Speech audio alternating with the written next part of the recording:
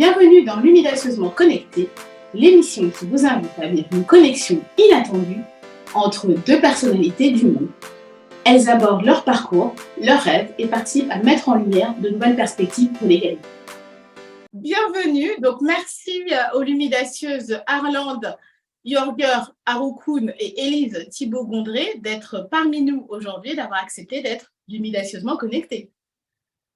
Merci pour l'invitation, Sabine. Bonjour Sabine, ravie d'être là. Je suis super contente de vous recevoir parce qu'effectivement, dans ma vie, j'ai eu l'occasion de vous rencontrer en plus séparément et en plus dans des contextes totalement séparés, totalement différents de ceux pour lesquels on se rencontre aujourd'hui. Et donc, je suis ravie de pouvoir permettre à la communauté des Lumidacieuses de aussi vous connaître. Alors, comme Paris et comme aucune ville n'est le centre du monde, je suis ravie que cette connexion Zoom me permette de recevoir donc deux femmes qui ne sont pas, je crois, connectées dans la même ville. Donc, dites-moi où vous êtes. Donc, Arlande, dis-moi où tu es connectée aujourd'hui sur ce Zoom. Alors là, je suis spécifiquement à Illkirch, donc commune de l'Eurométropole de Strasbourg, et puis à l'International Space University. C'est là où il y a nos locaux dans l'univers du spatial. Super. Et toi, Élise, où es-tu ? Moi, j'étais ce matin à Orléans, à notre siège, et j'ai pris le train et je viens d'arriver à Paris, dans nos locaux parisiens, Réaumur-Sébastopol. Ok. Donc, pour le coup, j'aurais pu te croiser sur Paris aujourd'hui. Mais c'est vrai que tu es quand même souvent basée dans tes locaux d'Orléans. C'est ça. Ravie. Alors, petite question. Est-ce que vous vous connaissez ? Est-ce que vous êtes les meilleurs amis du monde ? Non, on s'est juste rencontrés une fois, mais sans vraiment avoir eu le temps d'échanger. Donc, ravie de prendre ce temps d'échanger avec Arlande aujourd'hui. Oui, moi aussi. Vraiment belle coïncidence. Donc, on n'a pas effectivement eu le temps d'approfondir et donc contente de pouvoir le faire là maintenant. C'est chouette. Top. Donc, c'est effectivement le principe de cette émission aussi, cette connexion inattendue entre des femmes qui partagent beaucoup de choses. Et puis, vous êtes retrouvés dans des lieux, donc vous voyez déjà certaines choses que vous partagez, mais je suis sûre que vous n'avez pas tout le détail.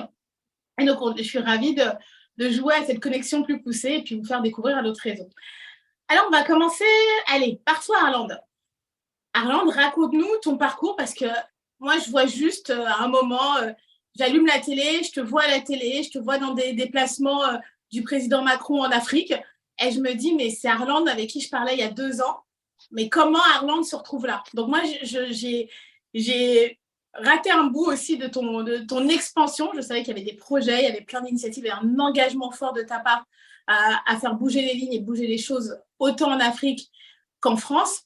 Alors, dis-moi ce qui s'est passé depuis 2020-2021, où nous, on s'est eu dans nos premiers échanges. Quel a été le déclic pour aller encore plus loin, oser plus ? Et c'est vraiment le mot oser plus. Alors, je vais essayer de quand même me mettre des bullet points dans ma tête pour qu'on tienne sur un timing qui laisse de la place à tout le monde, parce que cette question, elle ouvre à des discussions qui peuvent ne jamais s'arrêter. Je vais me concentrer essentiellement sur l'année 2022, on va dire.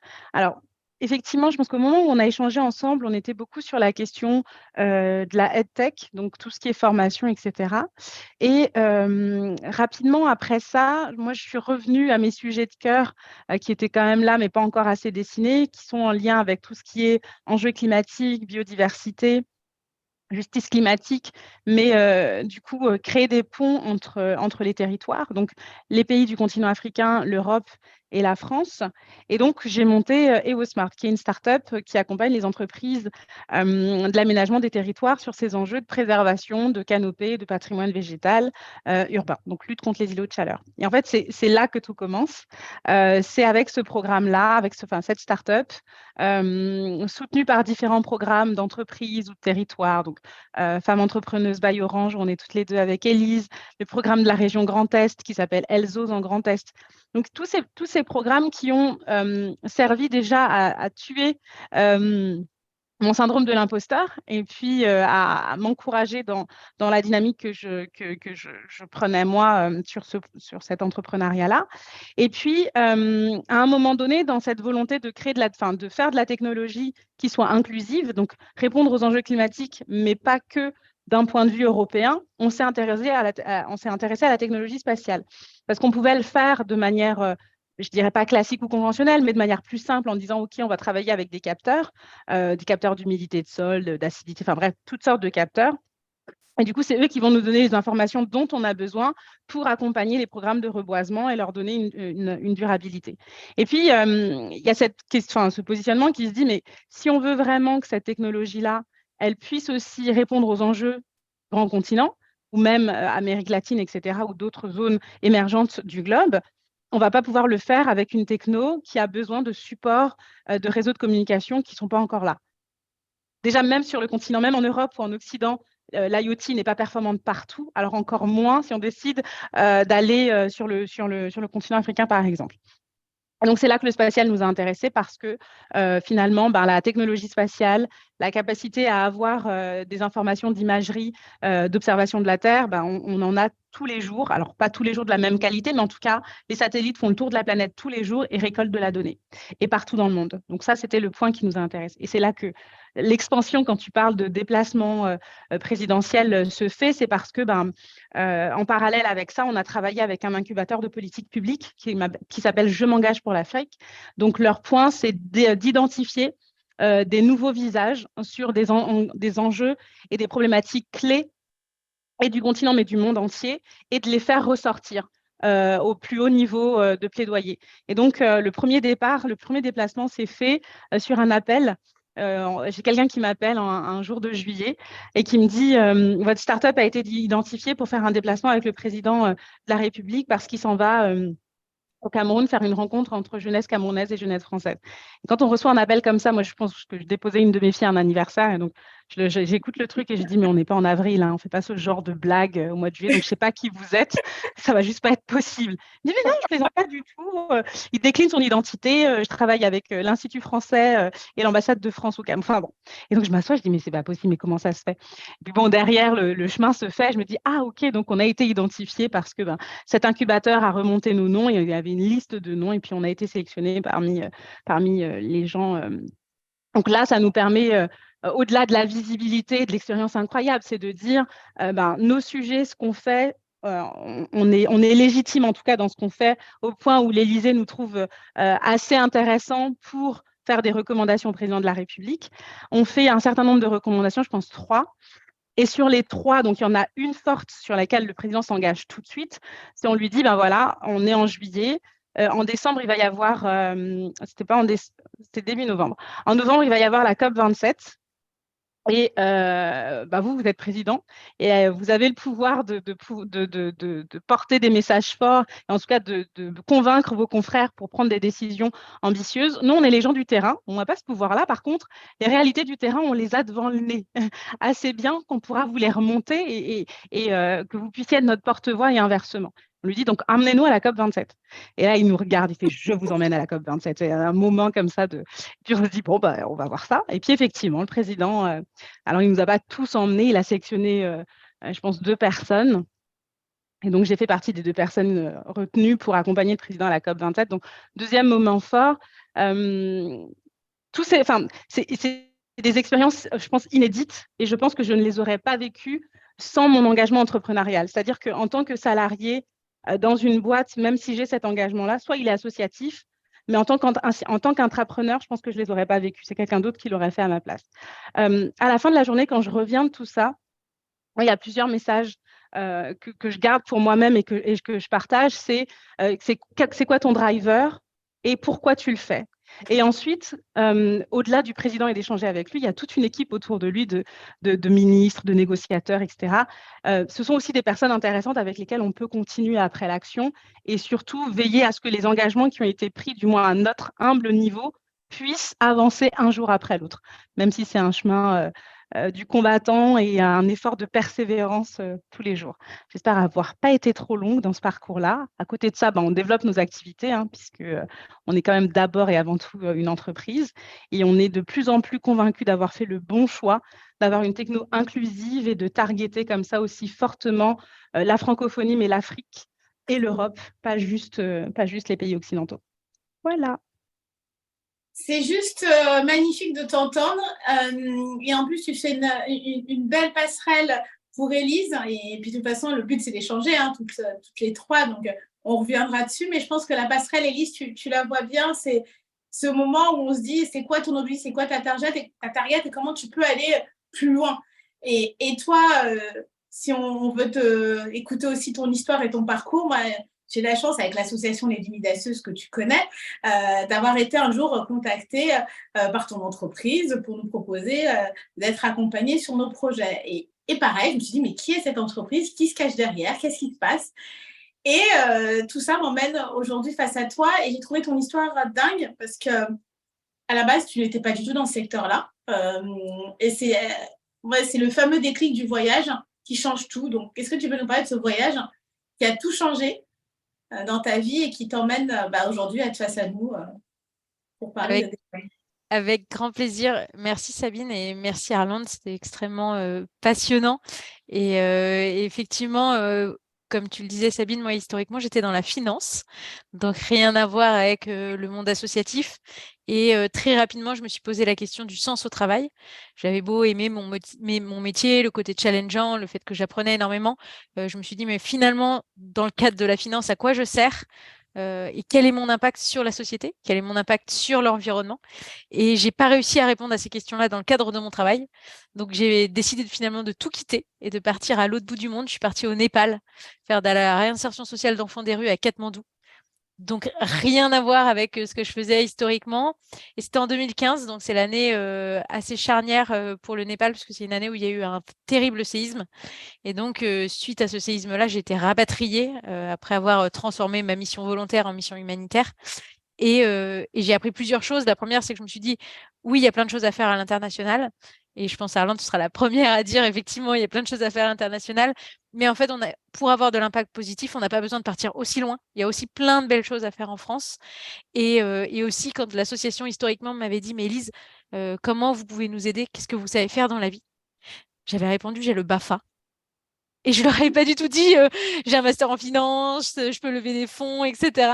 Et donc là, une fois rentrée en France, je leur dis, mais by the way, si vous voulez, j'ai aussi fait de la finance et je peux vous aider dans la levée de fonds parce qu'il me restait plusieurs mois pour pouvoir les accompagner. Et là, ensemble, on a levé des dizaines de milliers d'euros. Et ça a été pour moi un réveil de me dire, mais en fait, je me dis toujours que j'ai mes compétences pour gagner ma vie et le reste pour aider la société, l'environnement comme je pourrais le faire. Et alors, qu'en fait, pas du tout. Je peux complètement réunir mes compétences métiers avec mon envie d'aider et de me rendre utile. Et ça m'a même, moi, redonné envie de bosser dans la finance en me disant, bon, finalement, tu n'avais fait que quelques mois en finance, sois vraiment une experte, développe une expertise et là, tu pourras vraiment aider les associations. Ce que j'ai fait pendant 5 ans, donc j'ai retravaillé derrière dans ce qu'on appelle la fusion-acquisition, mais qui n'a rien à voir avec de l'ingénierie comme tu peux faire, qui est vraiment de la fusion d'entreprise. Et j'étais investisseur dans un fonds de private equity où j'accompagnais les PME et les ETI françaises à grandir, à se développer. Et là, je me suis rendu compte que la quête de sens que moi j'avais eue, elle n'était pas que chez moi, qu'aujourd'hui, c'est 2 tiers des cadres qui sont prêts à changer de travail par manque de sens. Donc, c'est absolument énorme. Et que les entreprises avaient aussi un enjeu aujourd'hui, c'était de montrer patte blanche en termes de RSE, de responsabilité sociétale de l'entreprise. Et donc, je me suis dit, il y a un truc à faire côté entreprise parce qu'on ne peut pas laisser les gens comme moi tout quitter pour partir au bout du monde et refaire la même histoire. Et de l'autre côté, j'avais toutes mes associations qui me disaient, mais Élise, on a besoin d'argent. Et quand je creusais, je me rendais compte que c'était pour refaire un logo, pour refaire un site internet, pour vraiment avoir accès à des compétences de personnes en entreprise qui, eux, cherchent du sens. Et du coup, c'est comme ça que j'ai décidé de quitter le monde de la finance, définitivement, ou en tout cas pour le moment, pour lancer Day One, donc comme au jour 1 en anglais, qui est un facilitateur d'engagement sociétal et permet aux entreprises, et surtout aux salariés d'entreprise, de pouvoir s'engager et aider et soutenir des initiatives locales dans toutes les causes de ce qu'on appelle les objectifs du développement durable, donc aussi bien l'environnement, la biodiversité, le handicap, l'insertion, l'inclusion, l'égalité des genres, l'égalité des chances et toutes ces belles causes qu'on a envie de soutenir. Je ne sais pas, Sabine, si tu as des questions par rapport à ça, mais... Non, mais je crois qu'Arlande voit bien pourquoi j'avais envie de vous connecter, qu'on fasse ce moment toutes les trois. Non, c'est assez bon. J'avais un petit pitch minimum, mais pas aussi élaboré et surtout pas avec… c'est le storytelling qui fait comprendre le message beaucoup plus fort que juste de dire, en fait, on a monté une association pour encourager la stratégie RSE des entreprises et permettre à leurs salariés d'y participer de manière concrète. Dire ça, OK. Mais quand j'ai l'historique, du coup, moi, ça me raconte une histoire qui est beaucoup plus parlante. Et du coup, c'est assez incroyable. Je suis absolument bravo pour ce parcours et ce que tu en as fait. Moi, je trouve ça dingue parce que, tu vois, nous, on est vraiment sur la question… pourquoi? Parce que ça a été ce qui m'a un peu frappé sur tous ces enjeux de déminéralisation des villes d'un côté, et puis les villes d'ici 2050, 7 habitants sur 10 habiteraient en ville. Enfin, elles sont déjà surchargées. Le Covid nous a fait comprendre un certain nombre de choses. C'est que quand on n'a pas le choix et qu'on ne peut plus faire métro, boulot, dodo, qu'est-ce qu'on cherche? C'est juste à cérébralement se faire du bien, à respirer bien, etc. Et donc, on fuit tous à la campagne. Donc, comment on rend nos… C'est pour ça que moi, je suis allée sur ce sujet-là et parce que avant de faire citer, aujourd'hui, on en est loin parce que on a évolué complètement différemment, mais les êtres humains ne faisaient pas citer s'il n'y avait pas un contexte environnemental qui était favorable et oui, favorable. Dans un contexte hostile, on le voit bien, il y a peu de cités qui sont dans le pôle Nord ou en plein désert du Sahara. Il n'y en a pas beaucoup. Donc, bref, donc moi je suis revenue à ça plus sur cette question d'habitabilité de la Terre, mais avec un vrai enjeu social aussi, qui est de dire ce ne sera pas le climat sans la justice sociale. Et typiquement là, on a eu une bonne nouvelle là, ce matin. L'un des programmes qu'on porte à Cotonou et pour lequel on est parti un mois, c'est un programme, on a appelé ça du verdissement participatif, c'est verdissons l'espace public, parce que bien sûr le grand continent est frappé plus fort même pareil pour l'Amérique latine ou ailleurs, mais en tout cas frappé plus fort par un dérèglement climatique dont ils ne sont pas auteurs ou très très peu contributeurs. Mais à la fin de la journée, contributeurs ou pas, les conséquences, on les vit en fait. Et en ayant fait un mois au Bénin, et puis parce que j'y suis pas allée pour travailler, donc on voit les choses différemment, la plupart des gens qui ont les moyens ne se rendent plus vraiment compte en fait de ce dérèglement climatique. Si, mais pas assez fortement, parce que c'est quoi? Ils sont dans leur maison climatisée, ils sortent à peine de la maison et généralement, la voiture, elle est garée dans le garage qui est juste en dessous. Donc, ils descendent dans le garage, le chauffeur est dedans, la voiture est déjà à température adaptée pour arriver dans leur bureau. En fait, c'est-à-dire ils font un parcours utilisateur pleinement climatisé. Non, mais là, du Non, coup, je mais prends tes termes un peu techno. non, ce que tu dis est totalement vrai et c'est flagrant sur l'Afrique, mais finalement, tu te rends compte que c'est un modèle qui se généralise aussi chez nous et en Europe, où on vit aujourd'hui toutes les trois. Et c'est vrai que la question est comment tu te reposes des bonnes questions. Et quand tu te poses des questions, après, tu te dis, mais OK, mais je peux rien faire. Et c'est là où je trouve l'intérêt de vous deux et d'avoir vos entreprises qui permettent ça, c'est que dans les deux cas, vous donnez aux gens les moyens de se dire, il y a un sujet, comment je fais? Parce qu'on va dire clairement, Arlande, à la base, toutes les entreprises, ce n'est pas leur priorité de penser à verdir, etc., ou en tout cas à leur impact en biodiversité. Cependant, c'est ce qui est en train d'impacter le futur de tout le monde. Donc, autant de leurs collaborateurs que d'eux-mêmes, avec un impact demain sur leurs finances et leur manière de travailler, parce que ça dérègle tout. Et à l'inverse aussi, Élise, si tout le monde ne court qu'après l'argent et qu'on perd une raison d'être, une envie de faire changer les choses, les gens, on a l'impression d'avoir des gens, des zombies, entre guillemets, des gens dormant dans la rue qui vont juste métro, boulot, dodo et sans âme. Et on voit cette tristesse aujourd'hui dans les yeux de certains. Et je suis contente que chacune, par vos actions, vous permettez de remettre de la lumière à des gens qui n'auraient pas vu, qui ne savent pas quoi faire ou qui n'auraient pas vu comment faire. Donc, Exactement. Et puis, si je peux rebondir, Sabine, c'est comme tu dis, en fait, c'est que c'est pas pérenne sur le long terme. Moi, il y a une phrase de Patrick Dumière que j'aime énormément qui dit « Il n'y a pas d'entreprise qui gagne dans un monde qui perd ».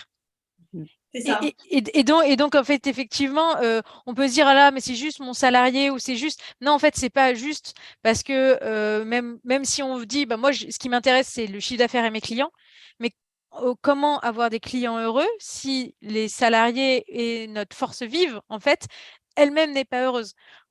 Aujourd'hui, on va parler de symétrie des attentions. Comment en fait faire un monde meilleur si déjà en interne, on met pas les bonnes pratiques sur nous, on met pas nos propres valeurs ou… Enfin, moi, j'ai une copine qui là aujourd'hui travaille dans un cabinet d'audit RSE.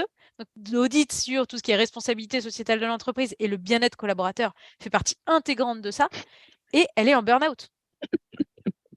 Donc, voilà, on parle vraiment de s'appliquer ces valeurs à soi-même et de se dire qu'effectivement, il faut agir et que c'est pas juste pour c'est pas juste pour faire plaisir, c'est pas juste pour Mm. les autres. Il y a vraiment une urgence de le faire et cette urgence, elle est ressentie par toutes les parties prenantes. Donc, il faut donner les moyens d'agir. Et je finirai juste aussi sur le fait que on a beaucoup de. Moi, j'adore la neurologie et j'écoute beaucoup de neuroscientifiques expliquer que, alors oui, aujourd'hui, la consommation et ça m'a fait penser à ça, Arlande, parce que tu parlais de faire citer. La consommation et la cité, comme on la connaît, elle est énormément justement basée sur le fait d'avoir plus. Donc, on a les réseaux sociaux où on peut s'informer beaucoup plus. On n'a plus qu'à slider et on a du flot d'informations. On a le fast-food, la fast fashion. Et plus on consomme, plus on a envie de consommer. Et on devient un peu ces grands ogres, des grands ogres de l'information, des ogres de la consommation. Et les neuroscientifiques ont prouvé que contrairement à quand on mange, quand on a de l'information, peut-être même quand on a du sexe, etc., où on en veut toujours plus, pareil pour la reconnaissance, il y a une chose et une seule chose qui est ce qu'ils appellent un plaisir qui ne s'éteint jamais et qui ne diminue pas avec le temps, c'est-à-dire que vous pourrez toujours faire la même chose et avoir le même niveau de plaisir, c'est le don. Et le don, il peut être sous plein de formes. Ça peut être le don de soi, ça peut être le don de temps, ça peut être le don, le partage. Ça peut être aussi le fait de se dire, bah voilà, je vais prendre mes ressources, mais je vais faire don à la planète, à la biodiversité. Et ça, ce don, vous pouvez donner toujours le même effort, vous aurez toujours le même plaisir. Hyper, C'est super inspirant et je te remercie pour cette comparaison qui est très forte et qui est très visible pour tout le monde. Arlande, je crois que tu voulais rajouter quelque chose. Non, mais j'abonde complètement dans ce qui a été dit de l'une et de l'autre.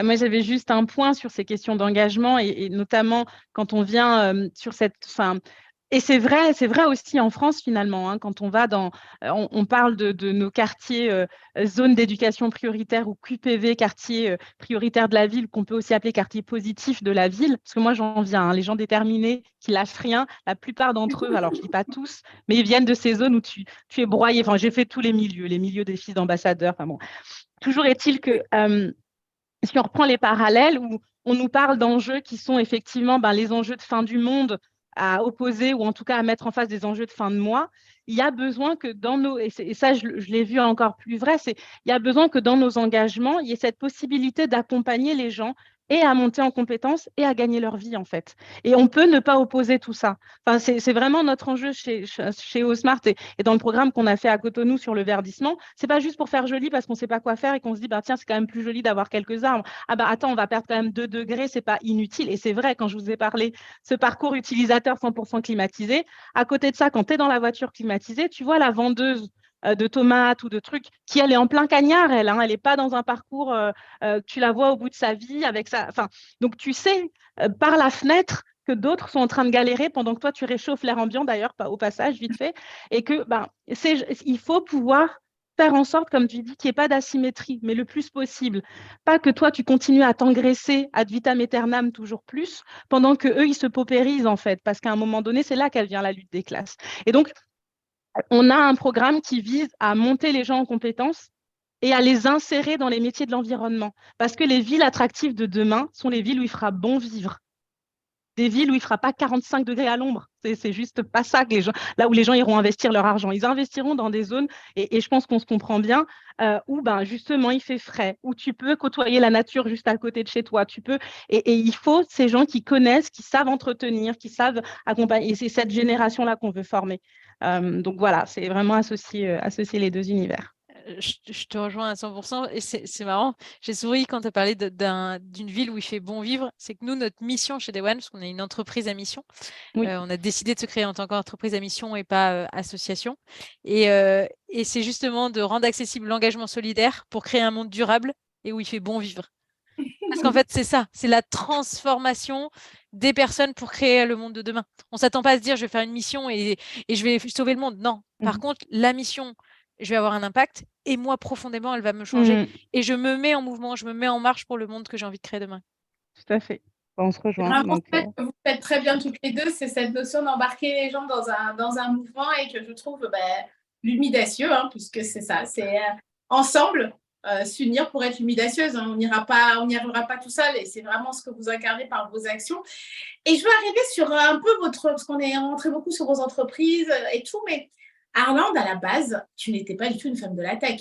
Et donc, tu ouvres le secteur de la tech. Dis-nous à quel âge, parce que moi qui suis, alors pour le coup, un bébé de la tech, j'entends ton histoire et je me dis, mais voilà, c'est des histoires comme ça qu'il faut que moi je donne pour dire que c'est pas ah non, c'est mort, à 30 ans c'est plus possible, à 40 c'est plus possible, à 50 encore moins. Donc dis-nous, à quel moment tu te dis, c'est avec un outil de la tech que je veux faire mon business et mon activité pour changer les choses?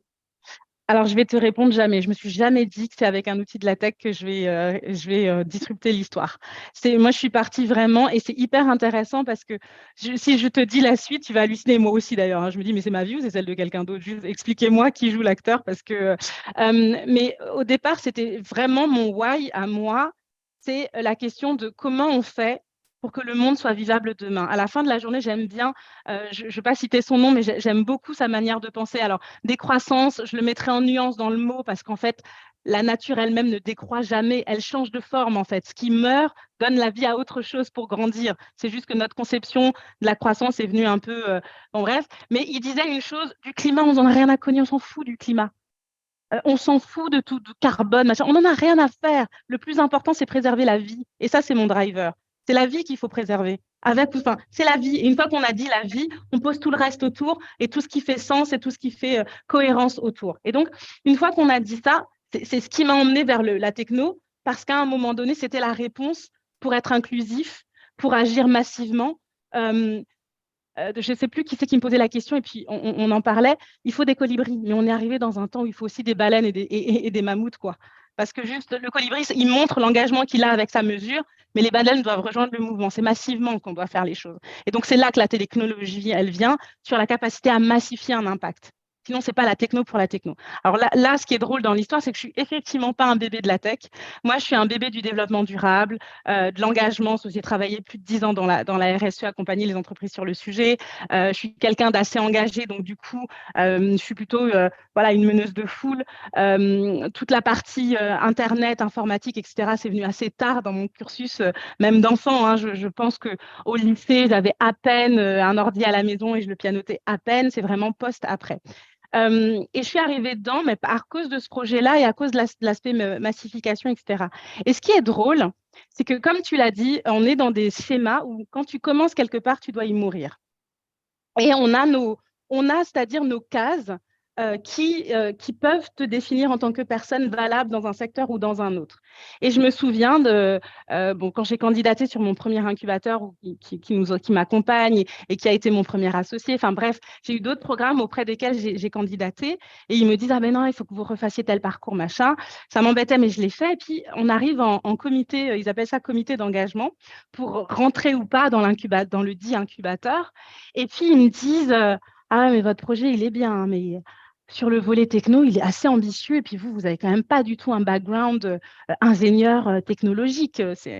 Bon, vous avez l'air engagé, mais on a un peu du mal à vous voir performer dans ce que vous faites. On n'y croit pas trop. Et là, je suis là. Et Dieu sait, je pense que tout ensemble, combien de fois on doit lutter contre le syndrome d'imposteur, même pour les choses qu'on a fait toute notre vie, hein, quand même. Et je suis là et je les écoute et je me dis, dans ma tête, il y a un truc qui se met en marche. Soit c'est la réaction agressive de je me sens attaquée, je dois répondre, soit c'est la réaction de non mais Arlande, qu'est-ce qu'ils sont en train de dire? Ils sont en train de dire que ce que tu leur montres leur fait peur par rapport à ta capacité à réussir. Ce n'est pas toi qu'on met en question, c'est eux leur capacité à comprendre que tu peux y arriver et ils sont en mode ils ont peur. Et donc du coup, dans ma tête, il se met un truc en place. La vie est assez drôle. Hein. Au moment où eux, ils sont en train de me dire ça, qu'ils ne croient pas en ma capacité de pouvoir performer, ou en tout cas y arriver dans un milieu aussi technologique, je venais d'être sélectionnée par l'Agence spatiale européenne, rien que ça quand même, pour être incubée pendant 2 ans d'incubation avec les meilleurs européens sur le sujet du spatial. Alors, si eux, ce n'est pas de la techno et si eux, ce n'est pas de la science, j'ai un peu du mal Enfin, je perds un peu mon latin pour ne dire que ça. Et dans ma tête, ça fait « OK, ben, je comprends. Sans doute que pour vous, effectivement, je n'ai pas les compétences qu'il faut, moi, en tant qu'Arlande, pour y arriver. Et vous savez quoi, je suis assez d'accord avec vous. Je ne suis pas un bébé de la tech. Par contre, je sais ma force, moi, c'est de savoir m'entourer. Quand je ne sais pas faire quelque chose, je m'entoure des meilleurs. pour compléter ce que moi, je ne sais pas faire. Et c'est là que je trouve, c'est ça la force du monde. C'est pas d'être parfait, de savoir tout faire, on s'en fout. Par contre, c'est de dire, ça, c'est mon point fort et je peux aider les autres avec ça. Par contre, ça, c'est pas du tout mon point fort. Et donc, je vais aller chercher celui qui sait le faire pour qu'ensemble, on puisse faire changer les choses. On n'est pas 7 milliards pour rien. C'est parce qu'il y a une volonté de complémentarité. Et le monde est beau dans sa diversité, la diversité du vivant, la biodiversité. Et ça, il a fallu que je le comprenne aussi pour être OK avec le fait que, ah non, mais Arlande, ça va pas, tu sais pas faire. Ah non, mais c'est hyper OK. Et tu sais quoi, je te donne la main, je suis tellement d'accord avec toi. Mais si toi, tu sais le faire, ça tombe bien, on va le faire ensemble. Parce que du coup, tu vas faire ce que je sais pas faire, etc. Donc ça, c'est le point numéro 2 qui a tué mon syndrome d'imposteur. Et le deuxième, alors c'est un peu à l'écran, mais je vous le partage quand même, j'ai été cherchée par un gouvernement international pour un programme spécifique femmes et sciences et technologies. Et là, je dis, bon, c'est le pompon là. Là, ouais, ok, d'accord. C'est une blague, vous me faites rire. Elle me dit, mais si. Bon, bref, tout ça pour dire que la tech, je ne suis pas née dedans. Et donc, à force de le côtoyer, à force de se renseigner, enfin, monter en compétences, c'est quelque chose d'hyper accessible, comme tu l'as dit tout à l'heure, Élise, parce que l'information est disponible. Et il y a un livre, j'oublie le nom, c'est le professeur ignorant ou l'enseignant ignorant. La capacité à apprendre aux autres quelque chose alors que soi-même, on ne sait pas. On devrait plutôt encourager le fait d'être continuellement en train d'apprendre à apprendre.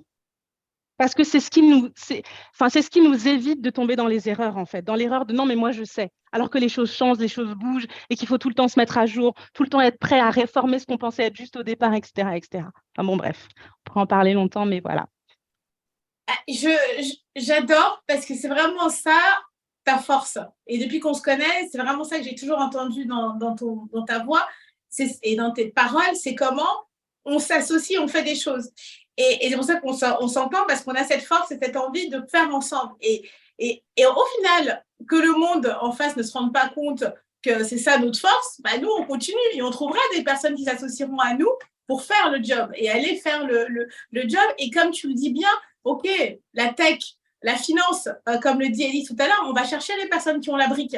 Et le mécénat de compétences, tu vas chercher les personnes qui ont la brique, tu ne sauras jamais tout faire. Mais à partir du moment où tu as cet engagement, cette volonté, ce désir de faire bouger les choses et que c'est, on va dire, plus fort que toi, bah voilà, vous voyez, je suis avec vous en train de lancer ça, c'est plus fort que moi, j'ai besoin de faire ce que je fais là avec vous. Ben voilà, je trouverai après les moyens, les solutions pour faire vivre. Et c'est vraiment ce que tu dis qui est beau et la vie va t'apporter les pièces de puzzle qui te manquent.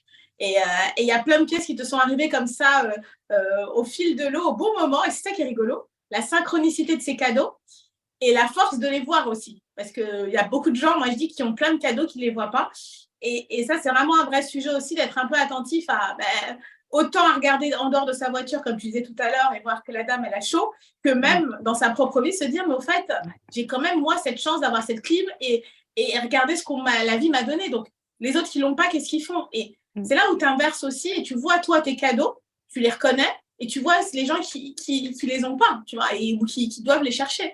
Et ça, c'est beau et je trouve que vous deux, vous êtes remplis de cadeaux que vous avez reçus et que vous avez su exploiter parce que ton voyage au Népal, c'était un cadeau, Élise. Hein.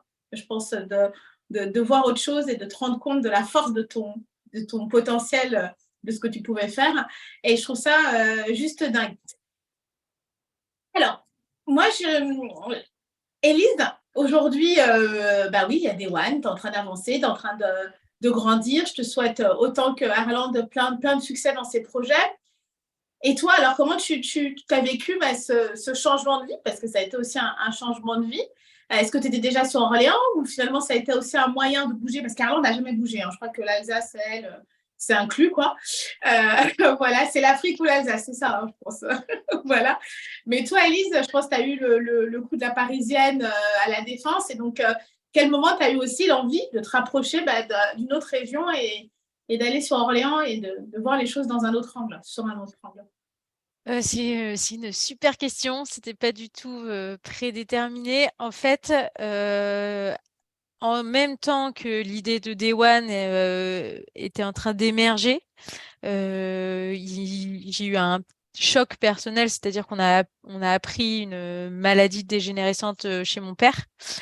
Et les deux combinés m'ont fait me dire, en fait, t'es plus à la bonne place. La vie s'arrête à tout instant et t'as beau te dire, tranquille, il me reste 60 ans, en fait, pas du tout. Il pourrait me rester que 2 jours et je le sais pas. Et donc, je vais en profiter un max et être hyper alignée. Et chaque jour, je me dirais, bah, si ça s'arrête demain, en fait, j'aurais tout fait. Et j'aurais fait tout ce que j'avais envie de faire et pas de regrets. Et du coup, je me suis dit, bah, cette boîte que j'ai en tête depuis que je suis partie au Népal et où je vois qu'elle se concrétise de plus en plus parce qu'il y a le dispositif du mécénat compétences en France qui permet en plus aux entreprises de laisser des salariés sur leur temps de travail, à des associations, de même bénéficier d'un avantage fiscal à hauteur de 60%, enfin, ce qui est absolument énorme et très incentivant en France. Je me suis dit, bon, vas-y, lance ta boîte. C'est vrai que quand j'ai quitté le monde de la finance, ils ne comprenaient pas du tout ce que j'allais faire. Ils me disaient, mais alors elle va monter une entreprise où déjà les entreprises vont donner du temps. En plus, ça va être payant. Jamais, il pourrait aider quoi? Des associés. Non, mais alors, jamais ça marchera. Tu as mis trop de mots, tu as trop mis de mots anti. C'est ça. Ensemble. Exactement. Enfin, au début, ils avaient du mal à voir, à comprendre. Et je me suis dit, bon, bah, quitte à tout quitter, d'avoir une vraie rupture avec ce que je faisais avant, autant me rapprocher aussi de ma famille et me permettre finalement d'avoir un rythme de vie qui était extrêmement différent de ce que je faisais en finance. Parce qu'en finance, c'est on arrive le matin à 8h30, mais on ne sait pas à quelle heure on va repartir et c'est plutôt souvent proche de minuit, 2h du matin que l'horaire classique 19h. Et donc là, ça me permettait de moins me recentrer sur ce qui était essentiel pour moi, qui était notamment mes proches et de lancer un projet dans lequel je croyais. Donc, ça a été un peu une grosse rupture. En plus, on a lancé ça début 2020. Quelle bonne idée. On a eu du nez. Et finalement, ça m'a permis de lancer la boîte en plein confinement slash chômage mes premiers mois, d'être très proche de ma famille. Et au moment de me poser la question de est-ce que j'allais le lancer à Paris, est-ce que j'allais le lancer à Orléans, je me suis dit non, en fait, je vais vraiment lancer cette boîte à Orléans parce que déjà, il ne se passe pas grand-chose. Et il faut qu'on donne un peu l'opportunité aussi aux régions de briller autrement que tous être en fait, à Paris, on aurait été une énième start-up dans une vague et une mer de start-up, là où, en fait, à Orléans, personne ne lançait ce type de boîte. Quand je suis allée voir la banque la première fois, elle m'a dit une croissance au-delà de x2 tous les ans, moi, je ne connais pas. C'était lunaire. Elle m'a même demandé de diviser par 5 mon business plan, tellement ça allait faire flipper les banquiers. Donc, c'était extrêmement marrant. Et en fait, cette nouvelle vie, je l'ai plutôt embrassée. Après, est-ce que vous dire que je bosse beaucoup moins qu'en finance, ce serait pas vrai. Parce qu'en fait, quand on est entrepreneur, c'est même pas du 5/7, c'est du 7/7, c'est du 24/24. Et même si oui, c'est important de faire des vraies pauses, de prendre ses soirées, de prendre soin de ses proches, en back-office, derrière, ça tourne tout le temps. Tout le temps, tout le temps, tout le temps. Donc, même la nuit, parfois, je me réveille, je me dis, oh, mais quelle idée géniale! Il faut absolument que je le note. Sinon, je ne vais pas pouvoir redormir. Mais c'était un super rythme. Aussi, je ne m'attendais pas à, à autant reprendre le plaisir de vivre en région et pas à Paris. Alors, je suis quand même du coup souvent sur Paris parce que mon associé est parisien et on a une partie des équipes aussi sur Paris, mais les deux me permettent et ont permis aussi à la boîte de ne pas être une start-up parisienne, mais être aussi une start-up régionale, un ancrage régional, comprendre aussi les enjeux des régions et des villes qui ne sont pas les grosses métropoles françaises, quoi. Et justement, alors Arlande, tu vis la même chose parce que grâce à toi, j'ai l'actualité de Strasbourg et de la région, puisque quand je vois les événements auxquels tu participes, et je trouve que finalement, les régions sont super dynamiques et c'était un peu aussi l'objet de cette émission, de pouvoir connecter des femmes qui j'aurais peut-être pas pu recevoir dans nos événements Lumidacieuse à Paris, à secteur opéra boulevard Haussmann. Et donc, c'est vrai que là, je me rends compte qu'il se passe plein de choses en région. Et qu'au final, vous vous épanouissez bien, vous arrivez à construire vos entreprises, et ça n'empêche que s'il faut venir sur Paris pour X raisons, vous viendrez à Paris, et que ton entreprise a été repérée par plusieurs, les incubateurs, le gouvernement, etc., en étant même à Strasbourg. Donc, ça veut bien dire qu'aujourd'hui, on peut s'épanouir en région, et ce n'est pas une perte, parce que j'entends souvent, oh là là, je vais perdre si je pars en région, alors qu'il n'y a rien à perdre. Au contraire, il y a une qualité de vie, une autre façon de voir la vie, une autre façon de vivre. Et puis, finalement, aussi un réseau économique local qui a besoin de vous qui a besoin d'une économie, qui a besoin d'activité. Et donc, comment aujourd'hui, toi, Arlande, je te vois très active, tu milites pour nous donner envie d'aller aussi sur la région et sur Strasbourg, parce que je trouve que tu donnes envie. Hein. Moi, je suis normande dans l'âme maintenant, donc c'est mort. Mais pour ceux qui n'ont pas d'idées, moi, je trouve que tu donnes de bonnes idées. Ok. Oh, bah, écoute, je suis très contente de t'entendre dire ça parce que j'ai vu de l'extérieur, enfin en tout cas, je ne suis pas assez à l'extérieur pour voir. Mais oui, je suis toujours fière quand on est dans des rassemblements où bah, il va y avoir majoritairement des Parisiens et qu'on va parler de France, par exemple les rassemblements internationaux. Bah, je suis fière de pouvoir dire que la France ne s'arrête pas à Paris. Ce serait bien dommage d'ailleurs parce qu'il y a quand même tellement, tellement, tellement d'autres territoires qui sont riches et porteurs de solutions pour à l'échelle nationale, voire même internationale. Donc oui, Strasbourg est une très très belle ville qui bouge énormément. On est sur le pôle de compétitivité en tout ce qui est medtech. Il y a un très bel écosystème autour du climat. Enfin, même le centre où je suis là, l'International Space University, c'est l'un des plus beaux centres universitaires à l'échelle même internationale hein, sur le spatial. Alors on ne concurrence pas Toulouse, mais c'est quand même pas négligeable. On a des gens qui viennent de l'international pour se former au spatial ici.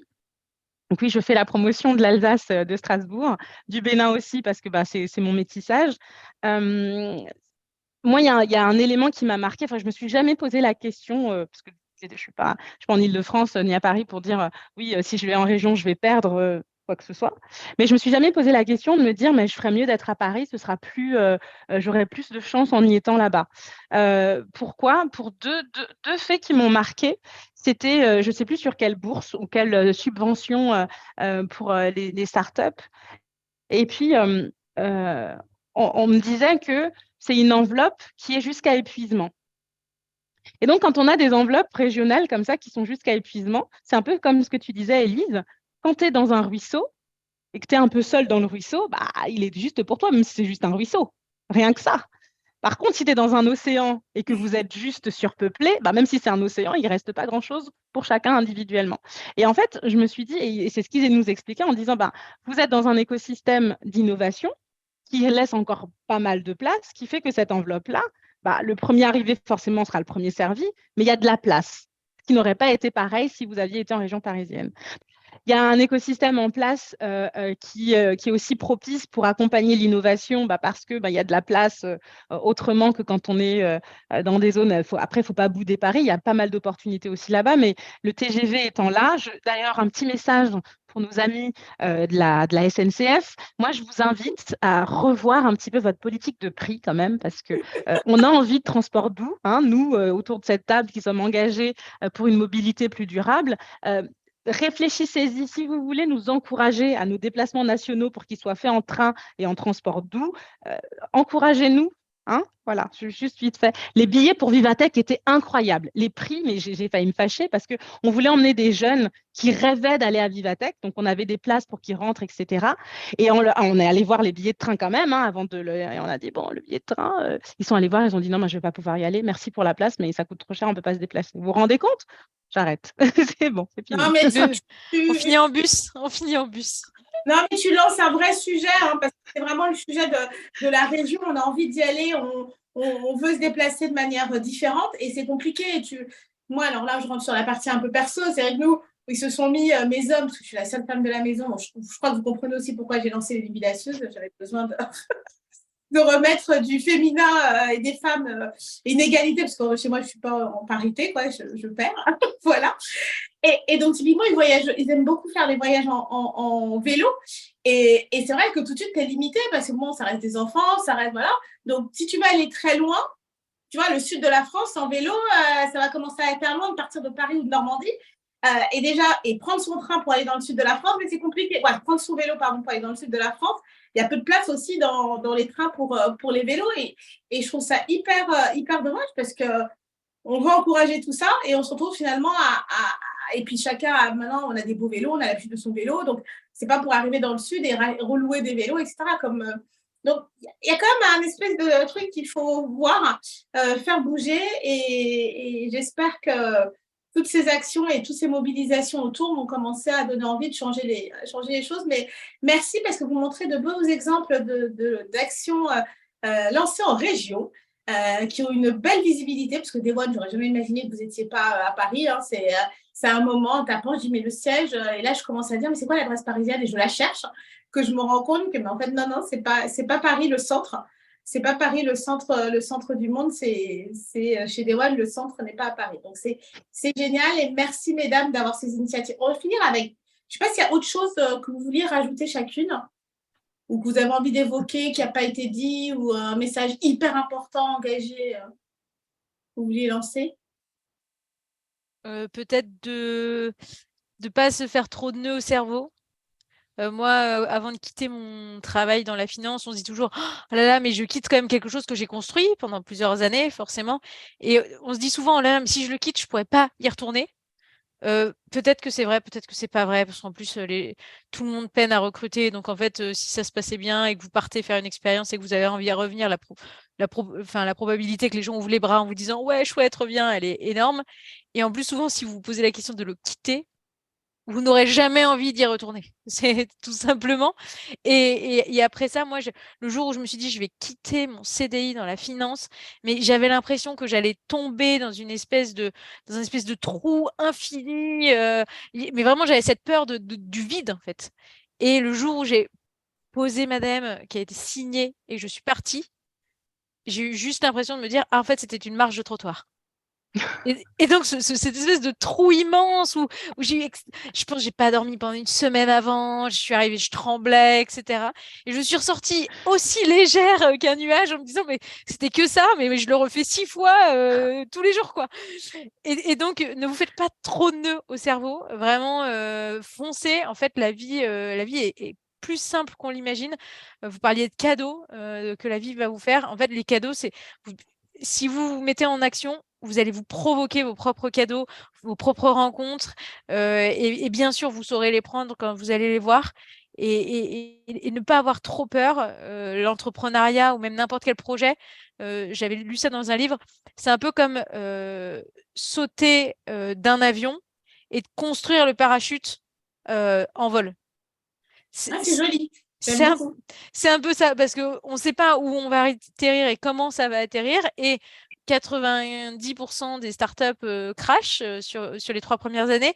Mais en fait, au pire, on aura appris à faire un parachute, on aura pris des sensations de folie. Et en fait, il se pourrait bien que vous trouviez la solution et que vous arriviez à le déployer avant d'arriver au sol. Donc, pas trop réfléchir. Alors, j'adore ce que tu viens de dire, parce que je fais partie de ces personnes en 2020 qui, alors toi, tu as lancé ton entreprise en 2020. Moi, j'ai sauté le pas de faire autre chose. C'est comme ça aussi que j'ai eu l'occasion de croiser Arland sur les sujets d'éducation au métier de la tech en Afrique avec l'association de 10 000 codeurs. Et c'est comme ça qu'on s'est croisés. Et c'est vrai qu'à l'époque, pareil, quand j'ai lâché tout, j'avais un super job, un poste à la défense, tout ce qu'il faut avoir, entre guillemets, dans ce monde de consommation capitaliste, etc. Et quand je suis partie, moi, j'étais super cool. Alors, parce que moi, je suis partie en plein pendant le Covid et tout. Donc, j'étais super cool parce que j'étais dans une dynamique de changement qui était aussi dans l'air du vent, quoi, du temps, du truc. Donc, j'étais super. Et c'est vrai que, comme tu le dis, finalement, tu prends ton parachute et tu sautes et tu commences à construire tes trucs. Et j'ai vraiment le sentiment que pendant 3 ans, j'ai construit quelque chose. Et une fois, justement, Arland m'a dit non, mais vas-y, t'as du talent, fonce. Et à la base, je lui disais, mais toi aussi, t'as du talent, fonce. Mais on ne voyait pas où on fonçait, tu vois ce que je veux dire, on s'encourageait, mais on ne voyait pas forcément le chemin et comment mettre tout ça en place. Et vous le dites très bien toutes les deux, c'est à un moment, tu vas avoir les rencontres, les connexions, les échanges, voilà, qui vont t'aider à aller plus loin. Et c'est vraiment ça. Et moi, voilà, j'ai arrêté la tech. Et aujourd'hui, je suis fière de dire qu'à 40 ans, j'ai repris un job dans la tech. Et ça fait cet écho de voilà, je retourne dans mon ancien métier, mais je ne suis pas la même personne, je ne suis pas la même. Voilà, j'ai vécu plein de choses au milieu. Et donc, j'apporte aussi une expertise, une autre manière de voir les choses à un job et à un métier que j'ai toujours aimé. Sauf que je pense que, comme beaucoup de femmes, j'ai vu des plafonds de verre, j'ai vu des difficultés, des moments où tu te retrouves un peu seule dans cette organisation à te dire où sont les autres. Et ça, c'est beau parce qu'au final, quand on cherche, on se rend compte que le problème de l'égalité femmes-hommes, et je pense que autant vous deux dans vos secteurs, il est partout. Et que ce n'est pas une histoire, c'est pas notre problème, en fait, ce n'est pas lié à nous, ou ni à notre secteur d'activité, ou ni lié à notre mauvaise façon de faire les choses. C'est malheureusement un sujet euh, universelle, mondiale, et on a un vrai sujet par la lumière que chacune véhicule à montrer qu'on est forte et que les choses changent. Donc, merci beaucoup, beaucoup, beaucoup toutes les deux. Pour finir, j'ai 2 questions et après je vous laisse, hein, parce qu'à un moment, vous êtes hyper busy, donc je vous remercie d'avoir déjà accepté et trouvé du temps pour les luminacieuses et pour faire connaître à notre réseau. Première question, on est dans l'illuminatieusement connecté. Je pense qu'aujourd'hui, on a quand même un événement qui a connecté tout le monde, qui est le Covid, et qui a été un événement pour le coup mondial. Et je pense qu'il y a plein de choses aujourd'hui où chacun va vivre à des étapes différentes, à des moments différents de sa vie, mais là, c'est tombé un peu comme un coup mondial. Alors vous, où vous étiez et qu'est-ce qui s'est passé? Qu'est-ce que ce Covid a bouleversé chez vous? Alors, on a eu un tease tout à l'heure d'Élise qui dit qu'elle s'était lancée dans son entreprise, mais toi, Arlande, qu'est-ce qui s'est passé en 2020, 2021, ce Covid, qu'est-ce que ça a laissé? Alors, peut-être encore plus d'engagement pour la planète, je pense, mais au-delà de ça. Alors moi, un élément qui a aussi pas mal secoué ma vie, c'est mes jumelles. J'ai 4 filles. La grande, elle a... Tu Bravo. savais pas?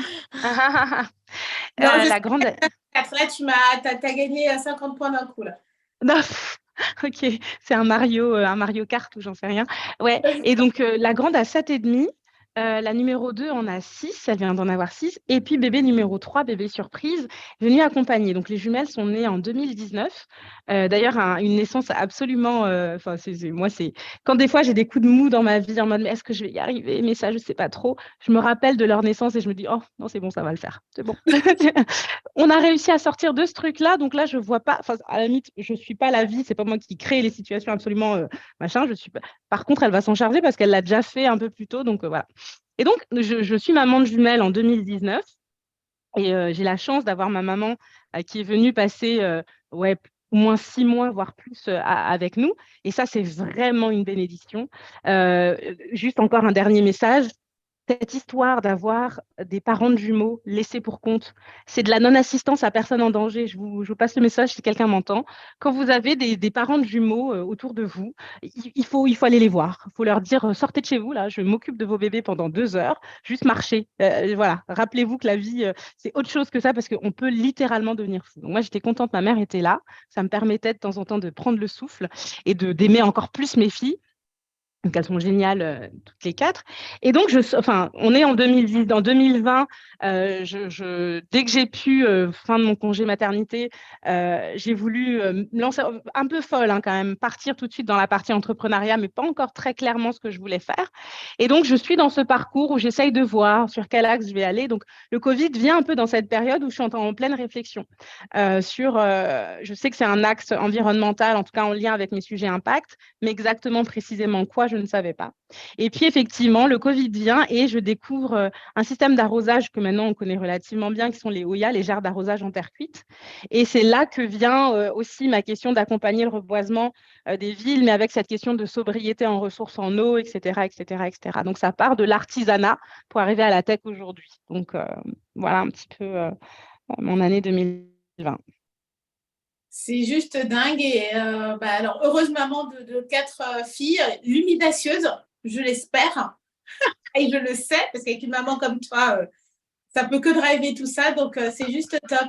Et toi, Élise, alors, donc, tu lances Day One en plein Covid. Alors, justement, tu le vis comment, cette période de Covid qui est quand même particulière pour quelqu'un qui lance et qui ne peut pas prendre rendez-vous, voir les gens comme habituellement on l'aurait imaginé dans nos métiers Je l'ai vu plutôt comme une bénédiction, de me dire, c'est un peu comme si le monde était en pause et me laisser le temps de prendre un peu d'avance avant que le monde redémarre.